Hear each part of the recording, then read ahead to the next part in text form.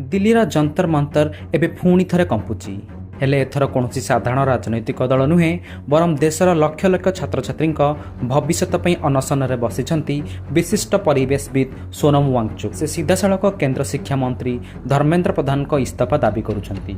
आसंतु जानिबा एही आंदोलन पछर संपूर्ण सत्यता। देशरे निकटरे घटितिबा नीट परीक्षा पेपर लीक महाघोटाला को नहीं सारा देश में छात्र समाज एवं आंदोलित। एही पेपर लीक विरोध में कॉकरोच जनता पार्टी प्रतिष्ठाता अभिजित दीपके दिल्ली रे एक बड़ प्रतिवाद आरंभ करथिले।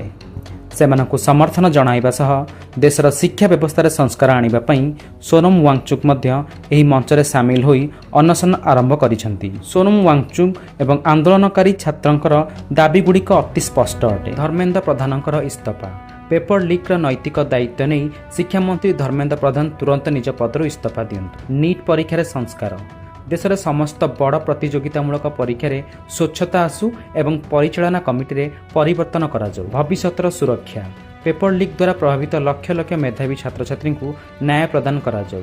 जून जुलाईर एही गरम एवं अपरिष्कार परिवेश मध्य सोनम वांगचुक अनशन प्राय 18 दिन अतिक्रम कर सारी। खाद्य बिना तांका शरीर अति दुर्बल हो पड़िलानी एवं से 24 घंटिया डाक्तरी नजर में अछंती। से एक जिद्रे अछंती जे देशर छात्र छात्री को न्याय न मिलिबा पर्यंत से अनशनरू ओहरिबे नाही। किंतु सरकार एही मामला रे एजाई चुप रहिछन। देशर शिक्षा व्यवस्था को बंचाइबा पई जने वरिष्ठ शिक्षाविद को एभली भाबे निज जीवन हारिबाकू पड़ुची। आपणक मतरे कोन शिक्षा मंत्री धर्मेंद्र प्रधान को इस्तीफा देइदबा उचित? कमेंट करी निश्चित आपणक मत जणांतु और वीडियोटी को शेयर करी चैनल को सब्सक्राइब करंतु।